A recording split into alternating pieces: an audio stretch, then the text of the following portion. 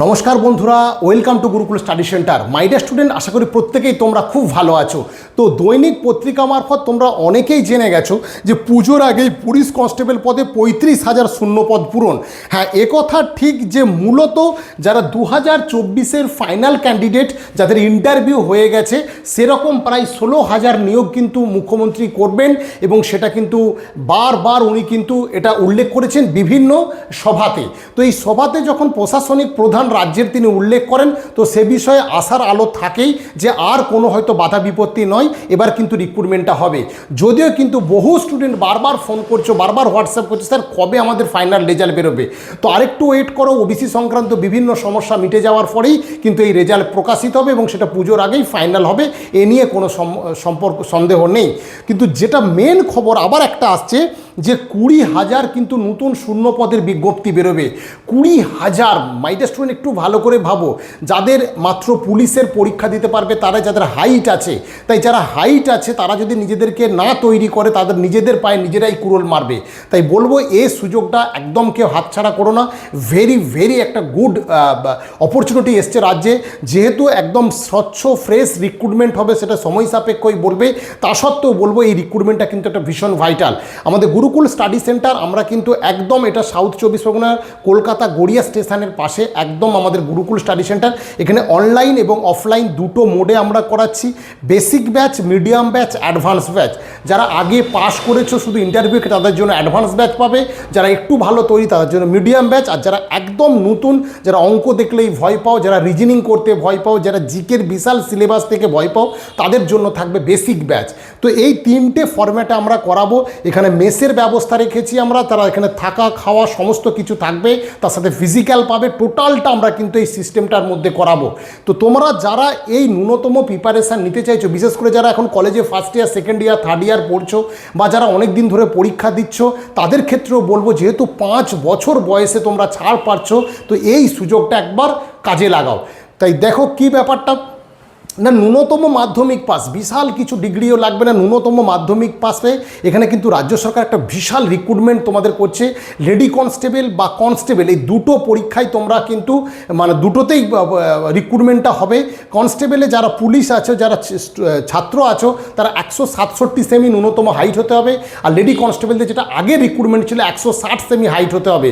তো নতুন নির্দেশিকা বেরোলেই হয়তো লেডিসদের যে হাইট কমবে বলে যেরকম খবর পাওয়া যাচ্ছে, সেটা এখনও কিন্তু কোনো অফিসিয়ালি নিউজ নয়। সো যেটা জাস্ট আমাদের বিভিন্ন মারফত থেকে সেটুকুই বলা হচ্ছে, কিন্তু কোনো অফিসিয়ালি নিউজ নয়। তো যেটা হাইট যদি কমে 157 সেমি হওয়ার কিন্তু সম্ভাবনা আছে। কিন্তু তার আগে বলবো, যারা সত্যিকারের প্রিপারেশান নিচ্ছ, যারা সত্যিকারের খাটছো, তাদের ক্ষেত্রে বলবো যে পুলিশের প্রিপারেশানটাকে সেইভাবেই নাও যেভাবে পড়লে চাকরি হবে। মাই ডিয়ার স্টুডেন্ট, সেটা আগের মতো করে নয়। দেখেছো প্রিভিয়াস ইয়ার পরীক্ষাতেই প্রশ্নের ধারণ চেঞ্জ হচ্ছে।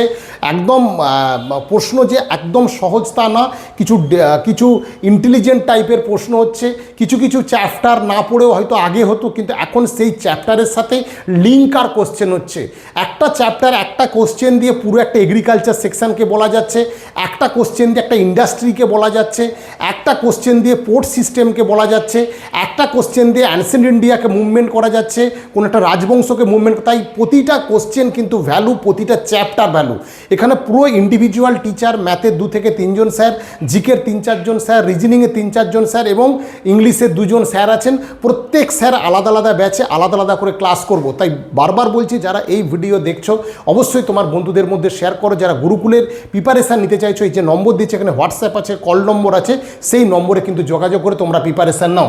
মূলত যে জিনিসটা হবে, যে কি বলা হচ্ছে, যে সারা দেশের নিরিখে পুলিশের গড় কিন্তু 155, অর্থাৎ দেশে পুলিশের গড় হচ্ছে 155, কিন্তু পশ্চিমবঙ্গে আছে 106। অর্থাৎ পুলিশে যে রিক্রুটমেন্ট হবে এই নিয়ে কিন্তু কোনো দ্বিমত নেই। প্লাস হচ্ছে জেলা বাড়ছে, তার আধিকারিক বাড়বে, প্রশাসনিক ব্যাপার বাড়বে। তাই সেক্ষেত্রে পুলিশে কিন্তু এই রিক্রুটমেন্টটা অবশ্যই হবে। তো তোমাদের যারা পুলিশের রিক্রুটমেন্ট, তাদের জন্য কিন্তু একটা ফিজিক্যাল আছে। 1600 মিটার দৌড়তে হয় 6.5 মিনিটে, আর মেয়েদের 800 মিটার দৌড়তে হয় 4 মিনিটে। তাই যারা একটু দৌড় প্র্যাকটিস ভালো করে করো। আমরা আমাদের এখানে একদম আলাদা করে মেস হিসেবে তোমরা থাকতে পারো। এখানে থাকা খাওয়া একদম ন্যূনতম খরচ হয়, তার সাথে ফিজিক্যালটা তোমরা করতে পারবে, সামনে 2-3টে মাঠ আছে। তো সেই সমস্ত ব্যাপারটাই আমরা কিন্তু এই প্যাকেজের মধ্যে রেখেছি। একটা খুব ভালো সিস্টেমে তোমরা প্রিপারেশান নিতে পারবে। একদম বেসিক যারা একদম জানো না তারা একদম বেসিক ব্যাচে পড়বে, যারা একটু জানো তারা মিডিয়াম ব্যাচ, যারা ভালো জানো তারা হচ্ছে অ্যাডভান্স ব্যাচ। তো সেইভাবে পড়বে। মূলত 3টে জিনিস, আগে যেহেতু একটা এক্সট্রা ছিল তোমার মেন্স পরীক্ষা ছিল, সেই মেন্স পরীক্ষা উঠে গিয়ে অনলি কিন্তু রিটেন এক্সাম একটাই হবে, তারপর শারীরিক সক্ষমতার পরীক্ষা, শারীরিক টেস্ট, তারপর কিন্তু ইন্টারভিউ একদম ন্যূনতম থাকবে। সেক্ষেত্রে প্রশ্ন কেমন হবে, যেহেতু পুলিশ রিক্রুটমেন্টের সেটা ঠিক করবেন, কারণ বাংলা হয়তো ইনক্লুড হবে, সে বিষয়টা কিন্তু পরে জানা যাবে। তাই আমি বলবো তোমরা যারা এই ভিডিওটা দেখছো অবশ্যই কিন্তু ভালো করে প্রস্তুতি নাও, কারণ তোমরা বিভিন্ন পত্রপত্রিকা মারফত জেনে গেছো যে আগামী দিনে কিন্তু কয়েক মাসের মধ্যে এই ধামাকা কিন্তু অফার আসছে যে হাজার হাজার পোস্টে কিন্তু কনস্টেবল নেবে।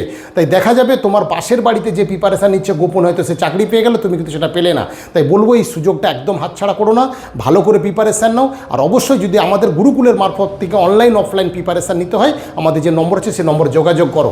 এখানে 10:30 থেকে সকালে ক্লাস শুরু হয়, একদম বিকেল 5টার মতো, স্কুলের মতো।